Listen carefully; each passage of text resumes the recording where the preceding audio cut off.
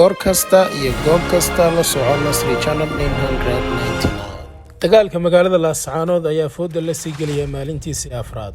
Dhimasho badan ayaa halka laga soo sheegaya oo labada dhinacba leh iyo dhimashada dad shacab ah.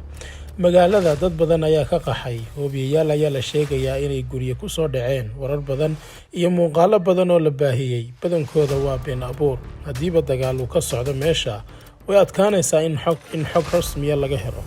beesha caalamka iyo madaxda dowladda federaalka ee Soomaaliya waxay dirayaan baaq nabadeed. Madaxda dhaqanka ee Somaliland ayaa iyaguna shir jaraa'id ay ku qabteen magaalada Hargeysa ugu baaqay in dagaalka la joojiyo. Qaramada Midoobay waxay sheegeen in dagaalkaas baaritaan lagu sameynayo. Xukuumadda Somaliland waxay sheegaysaa in mar walba weerar lagu soo qaadayo ciidanka iyaguna ay istifaacayaan. Dadka deegaanka ayaa codsanaya in dowladda Somaliland ay kala baxdo ciidankeeda gobolka Sool.